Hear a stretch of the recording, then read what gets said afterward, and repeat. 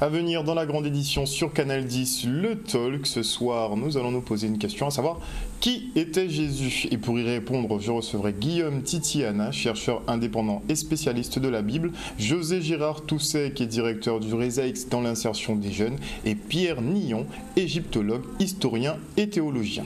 A tout de suite.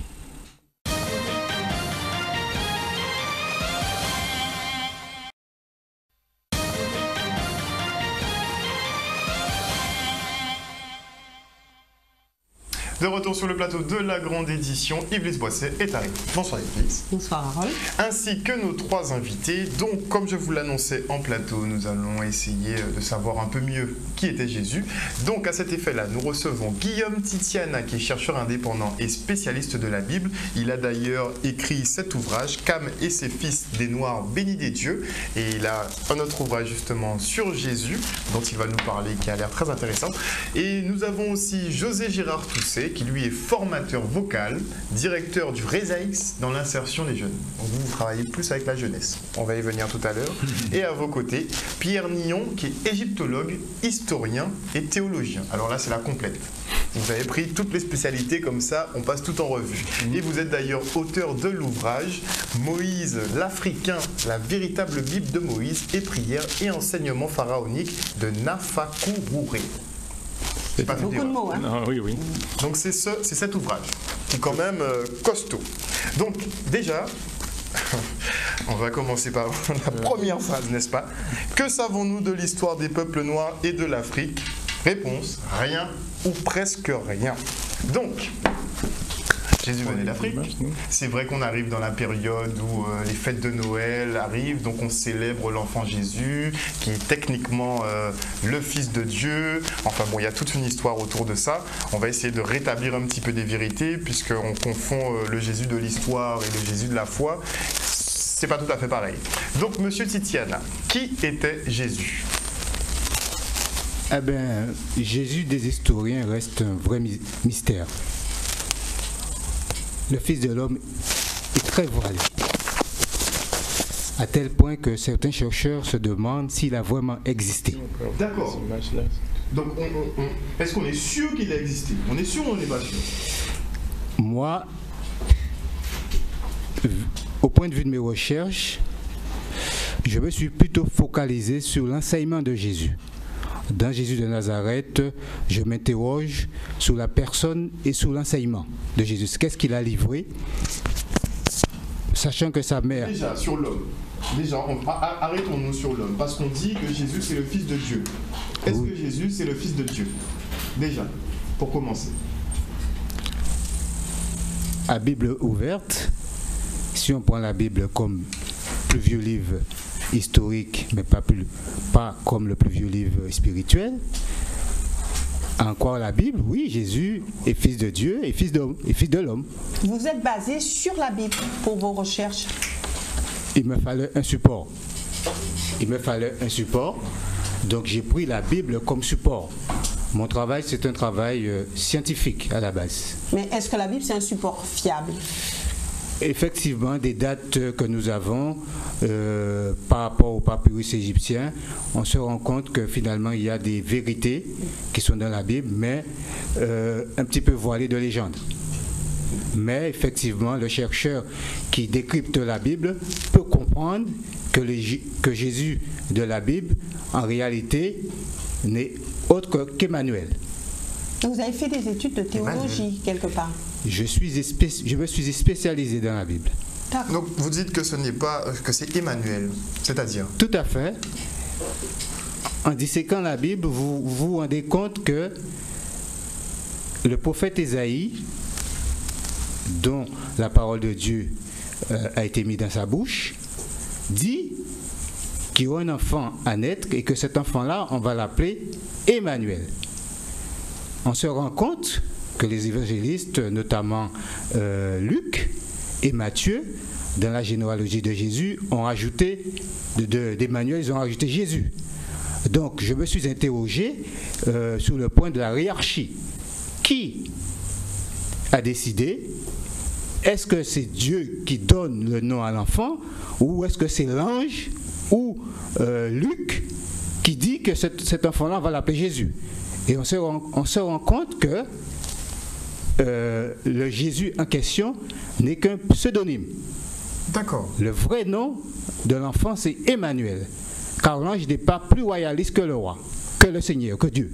Donc, bon, il est plus ou moins fils de Dieu. Mais fils de quel homme? Est-ce qu'on sait? Parce qu'il y a des polémiques qui disent que Marie, c'est pas forcément sa mère. On s'y retrouve plus, en fait. Donc, Jésus, c'est le fils de qui? On sait que c'est un des descendants du roi David.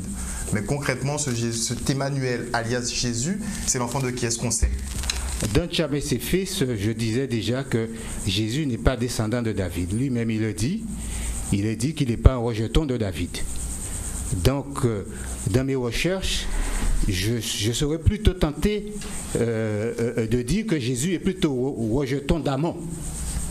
Parce que dans Damon en ancien égyptien, Amoun en ancien égyptien et Amen en grec.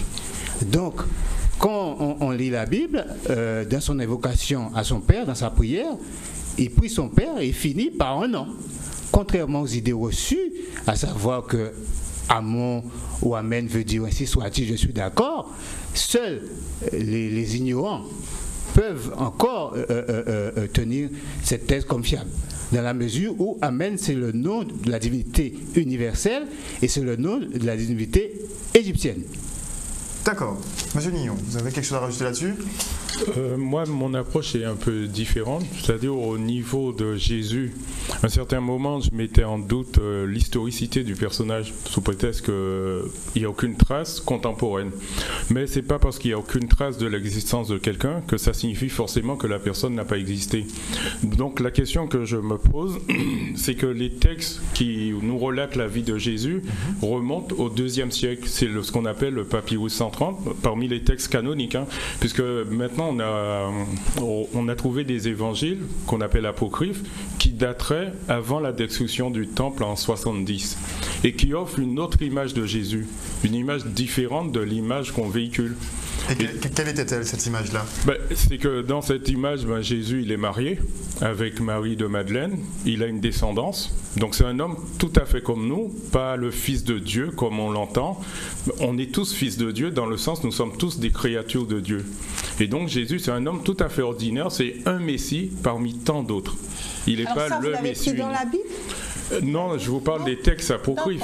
Parce que le mot qu'on traduit par Christos en grec, traduit déjà l'hébreu Machia, qui traduit l'égyptien Neb, Naba, la racine du mot c'est Nab, qui signifie celui qu'on verse l'huile sur la tête.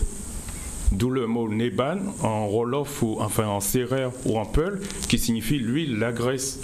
Et tous les pharaons égyptiens étaient des messies, des Nabas, comme les rois Mossi au Burkina Faso. Donc vous, si vous avez une mission, qu'on vous a investi par une cérémonie, vous êtes un messie. Donc Jésus, c'était un messie parmi tant d'autres. Donc pour vous, l'histoire de la Bible, elle a été tronquée. Bien sûr. Sur des documents, mais par le Sanhédrin, par les Juifs, par les scribes. D'ailleurs, dans, je crois, Jérémie, je le disais, dans Jérémie chapitre 8, verset 8, on dit « C'est bien en vain que s'est mise à l'œuvre la plume mensongère des scribes ».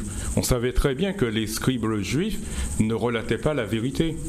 C'est-à-dire, si vous prenez la Bible, c'est un plagiat de documents égyptiens. Donc, le Messie apparaît. C'est pas la peine de vous baser sur la Bible pour en ce qui me concerne. En ce qui me concerne. Bon, après, on peut étudier ce que dit la Bible. Mais la Bible dit quelque chose, l'histoire dit autre chose. D'accord. Donc concrètement, dans ce cas-là, Jésus en fait était égyptien. Non, ça ne veut pas dire qu'il est égyptien. Ça veut dire que son message, sa vie, sa biographie, puisque l'histoire de Jésus, il a peut-être existé, mais c'est pas passé tel que la relatent les évangiles. Déjà, est-ce qu'il est né il y a 2000 ans? Justement, là, on n'en sait rien du tout. En fait. Parce qu'on a une fourchette, on dit qu'il serait né sous le règne du roi Hérode. En même temps, on dit sous le règne du roi, Tibère César. Donc, on sait très bien, il pouvait être né entre l'an 19 avant son règne jusqu'à l'an 7. Donc ça fait une fourchette. Et c'est au 5e, 6e siècle qu'il y a Denis le Petit qui a établi la date, notre calendrier, par rapport à l'année supposée de Jésus. Il se trouve qu'il s'est trompé de 4 ans déjà. Mais par la suite, il y a encore autre chose. Il y a le russe Anatoly Fomenko qui explique que dans les anciens papyrus, ils ont confondu le I du mot incarnation avec le chiffre romain 1. Donc ce qui veut dire que notre chronologie serait à retrancher 1000 ans. On ne serait pas en 2016, mais en 1016, après la naissance supposée de Jésus. D'accord. Donc pour vous, il faut...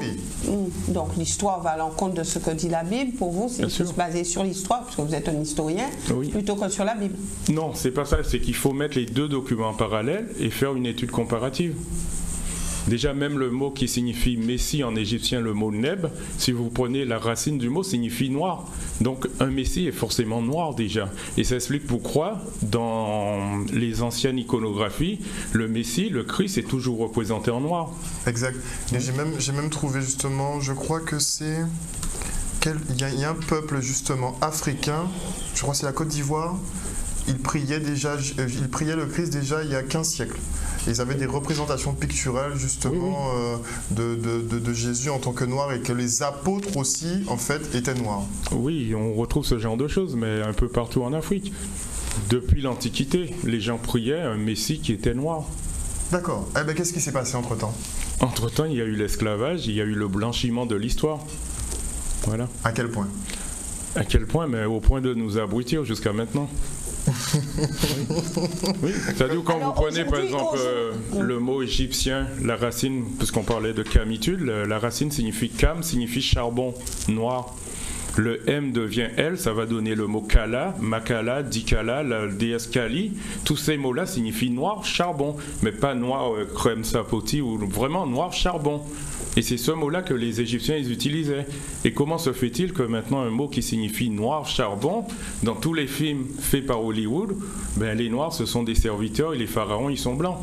Exact. Parce que c'est les Européens qui ont falsifié l'histoire, donc c'est tout à fait logique, ça s'inscrit dans une logique. Est-ce qu'on ne peut pas dire justement que la Bible c'est un instrument de falsification de l'histoire ? C'est un instrument de colonisation, on dit la religion c'est l'opium du peuple, c'est tout à fait normal.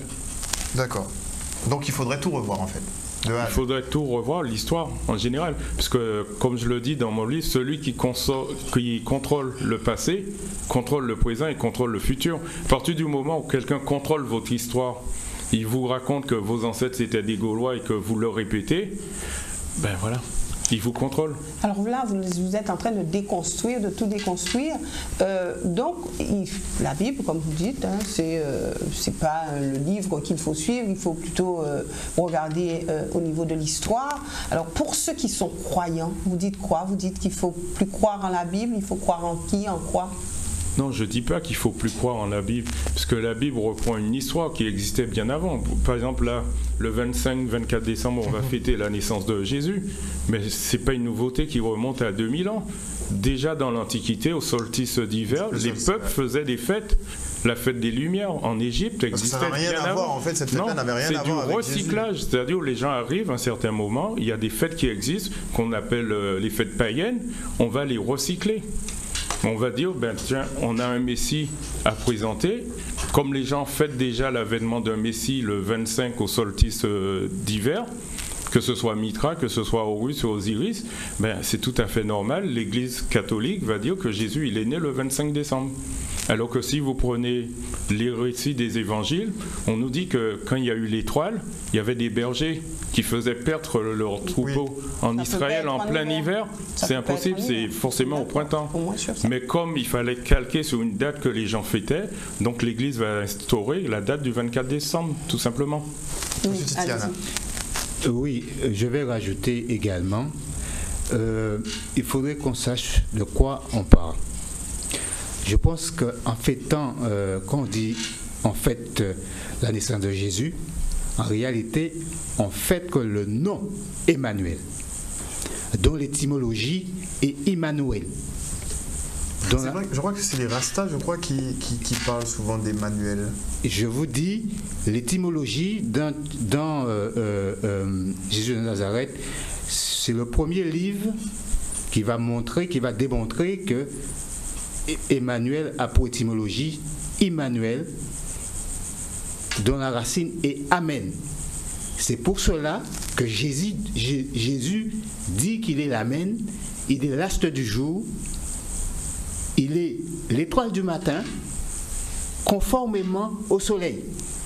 À l'époque, d'aucuns disaient même qu'il il faisait partie de la secte essénienne, c'est-à-dire une secte juive qui rendait un culte au soleil.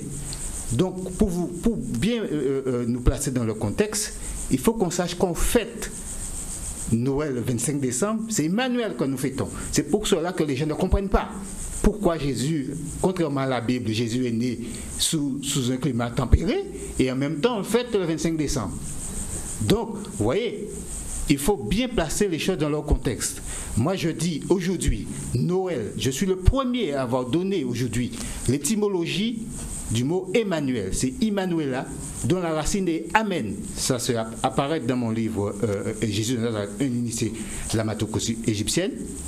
Donc, nous avons Noël en créole, Christmas en anglais, Noël en créole, Christmas en anglais qui veut dire Christ, et Navidad en espagnol qui veut dire naissance. Donc, il faut qu'on comprenne très bien pourquoi on fête la naissance de Jésus, qui est rien d'autre qu'Emmanuel, en réalité. C'est pour cela que je vous ai dit en préambule que Jésus, le nom Jésus n'est qu'un pseudonyme. Et que l'ange du Seigneur, je ne sais pas de quel ange parle-t-on, parce que nous savons aussi que Satan a des anges. Donc, vous voyez très bien que Luc, c'est une invention de Luc, d'introduire la notion de l'ange qui dit qu'il faut donner à l'enfant le nom de Jésus. Le nom de Jésus, même, ça n'existe pas. C'est Emmanuel. Et si vous comprenez pourquoi on dit Emmanuel, vous comprenez tout le reste. Pourquoi on le fête aussi au solstice d'hiver? Parce que ça représente, le solstice d'hiver qui représente le cycle du soleil. Vous voyez? Donc c'est pour ça que Jésus dit qu'il est l'Amen. Et il est l'astre du jour, il est l'étoile du matin. Et c'est pour ça qu'on dit tout le temps Amen à l'église? Ah, d'accord. Mais malheureusement, comme effectivement des gens qui n'ont pas fait de la linguistique, ils nous disent que Amen veut dire je suis d'accord, je suis, ainsi soit-il. Mais il suffit de placer les arguments qu'ils avancent dans le contexte, notamment dans Apocalypse 3,14, vous verrez qu'on parle de divinité, ça ne veut rien dire. Quand Jésus dit voici l'Amen qui vient, mais il suffit de remplacer voici, je suis ainsi soit-il qui vient, je suis d'accord qui vient. Ça n'a aucun sens. Effectivement. Ça n'a aucun sens. Donc il faut bien comprendre l'enjeu. L'enjeu, c'est parce que Emmanuel a été débaptisé au profit de Jésus. Vous voyez? Est-ce que l'histoire prouve effectivement qu'il n'y avait pas de Jésus à la base? Non, l'histoire ne prouve pas qu'il n'y avait pas ou qu'il y avait. On a des sous l'appellation Jésus, on parle bien. Les textes les plus anciens mentionnent le Christ. C'est le mot Christ. Le nom de Jésus apparaît dans les textes postérieurs. Ok. Et est-ce que Emmanuel, on trouve cette référence? Oui, dans le livre d'Ésaïe, oui, effectivement, il parle d'Emmanuel et c'est expliqué par rapport à l'hébreu, mais on peut l'expliquer aussi par rapport à d'autres langues, comme il vient de dire. Emmanuel, si on explique en hébreu, Emma signifie avec, nous, elle, Dieu, avec nous, Dieu. Ça, c'est en expliquant par rapport à l'hébreu. Mais comme il vient de l'expliquer par rapport à l'égyptien, c'est possible. C'est comme le nom Amen. Et je rajouterais même, parce que dans mon livre apparaît, qui est un livre labellisé Noël, Jésus de Nazareth, un initié de la matocratie égyptienne, je démontre également que le Jésus qu'on nous présente, également, il faut se rappeler que sa mère est partie avec lui en Égypte. Et c'est pour cela que les évangélistes, pendant une période de 18 ans, ne savent pas où est-ce qu'il était. Il a disparu, il a réapparu.